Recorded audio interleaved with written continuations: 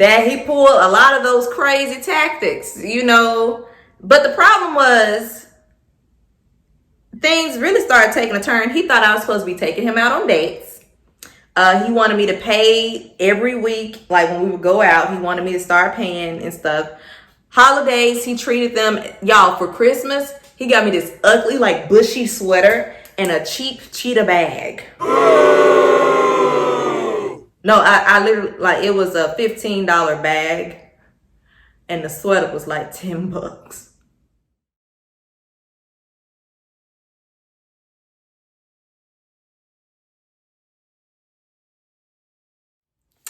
What's going on, ladies and gentlemen? It's your girl KYRA here, interpreter of African American history and culture, motivational and spiritual speaker.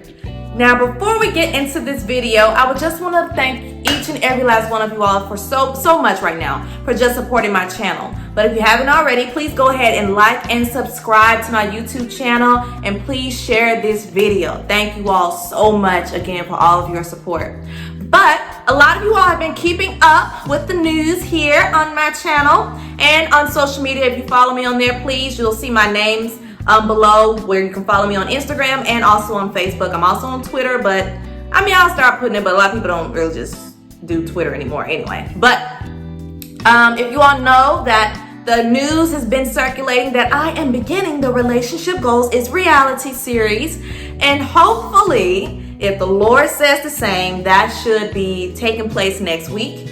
But I just want to, I guess, since I'm going to be sitting down with, you know, some of the most beautiful and spiritual couples that I know of, and a lot of other people know of too, I thought that it would be good to give you all a little bit of insight about myself. You all are going to kind of hear a little bit about this anyway, as we get more into the series. So this week, I thought for When She Speaks Wednesdays, we should kind of tackle a little bit about relationships as far as the experiences of the everyday woman who is now single, you know. But I'm gonna take you back to, what year was that? 2014, I believe. Yeah, I think it was 2014. I was in a serious relationship that seemed like it was heaven sent, that it was sent from heaven. And little did I know that it was a personal delivery of the devil. It was a personal, he didn't send out no archangels, he didn't send out no demon workers, honey, no. He personally delivered, signed that mud and said, "To KYRA from the enemy." I'm not playing, y'all. But that relationship taught me a lot. I was in college, actually, and I was dating a guy who I thought, you know, was pretty decent. But to just start from the beginning, we were taking a class together, and we ended up chatting after class. And after we started chatting, you know, we kind of, you know, started hanging out a little bit. We both lived on campus, so, you know, it made it pretty easy to see each other as much as we wanted to, as often as we could. But as time went on, he then asked me to be his girlfriend, as we kind of hung out and kind of dated. And I was actually skeptical at first. And so he kind of seemed hesitant, I guess, to ask again, because I was like, I needed a little minute to think about that, because I was like, I wasn't the type of going to college looking for a boyfriend. You know what I mean?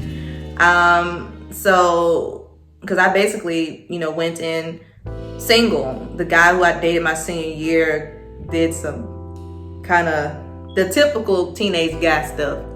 And, you know, I was like, oh, okay.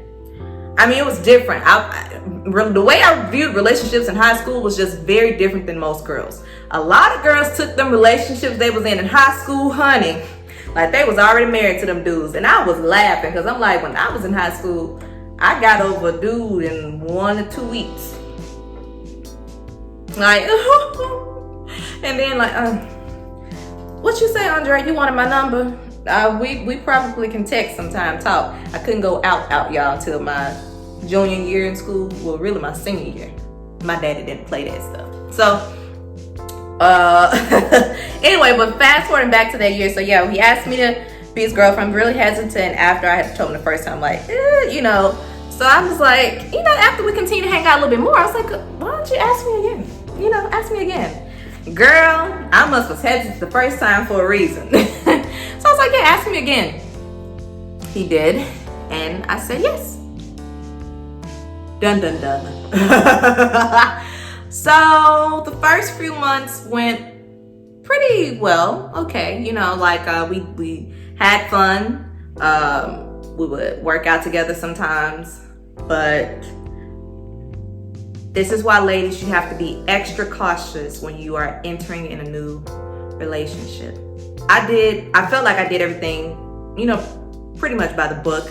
I took my time, I felt like, at the time, but I've grown now and I should have taken even more time. A few months is not enough, especially not at that age. Let me say that and make that clear, at that age, because I was only 20, I think, at the time. Yeah, so at that age, no. But then too, you know, it seemed like our personalities kind of meshed. We laughed and joked all the time. We were both kind of crazy in that way. Both had some smart mouths, but in a fun kind of way. At first. Then I started noticing he was actually kind of disrespectful. He would make little comments towards other females that were very flirtatious. He would do things that he knew would intentionally upset, would upset me, to get a reaction out of me and to see how I would react.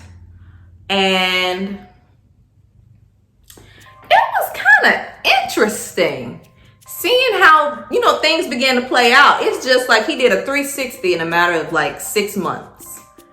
And so next thing you know, he started his gaslighting and manipulative tactics.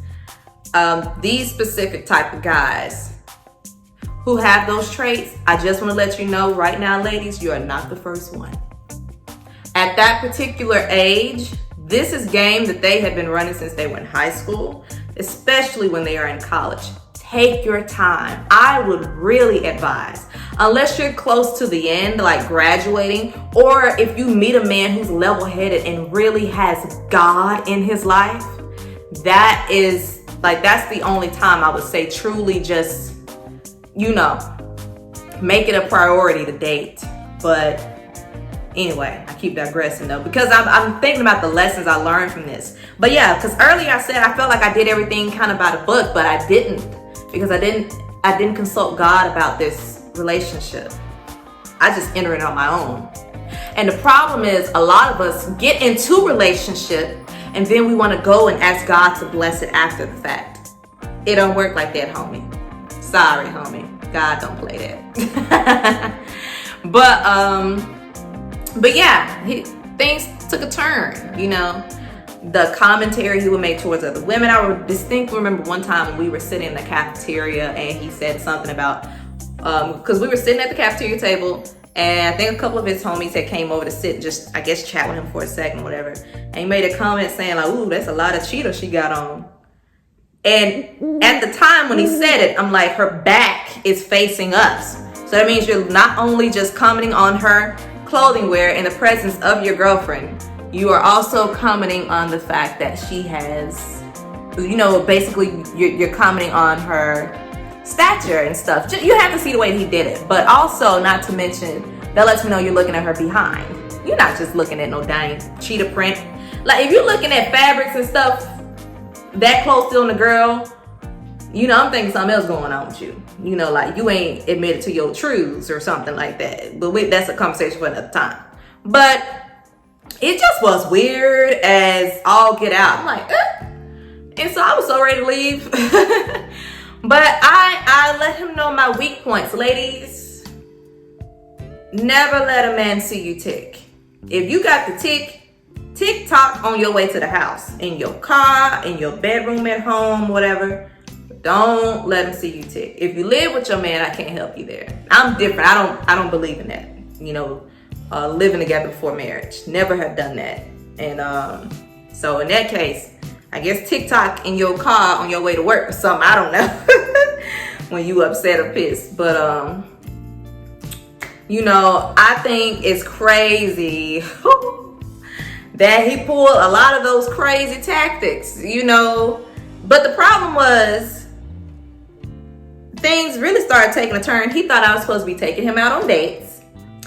He wanted me to pay every week, like when we would go out. He wanted me to start paying and stuff. Holidays, he treated them, y'all, for Christmas. He got me this ugly, like, bushy sweater and a cheap cheetah bag. No, I literally, like, it was a $15 bag and the sweater was like $10. I can't remember. What was my gift to him? I got him some stuff from Ralph Lauren, but I can't remember exactly what it was. Y'all, that's crazy. That man got me a cheap. So this is literally something you can find, not dishing any stores, outlets, but you can find this junk in City Trends. I don't even shop up in there. Not to bash it, but it's just not a store. If that's a favorite of mine, I won't go in there. You know, so unless I'm shopping for somebody else. If you see me in there, I'm probably getting something for somebody else or something. But the freak. I'm like, hold on, he must not really realize what he has on his hand here. Like, I'm not an uppity chick by any means, but I definitely have a certain status and a certain class about myself. Like, the thing is, now I can buy myself, you know, stuff that I want and all that stuff. And it's not like I needed him to do that, but I put thought into my gift. You just went and bought some random stuff out the...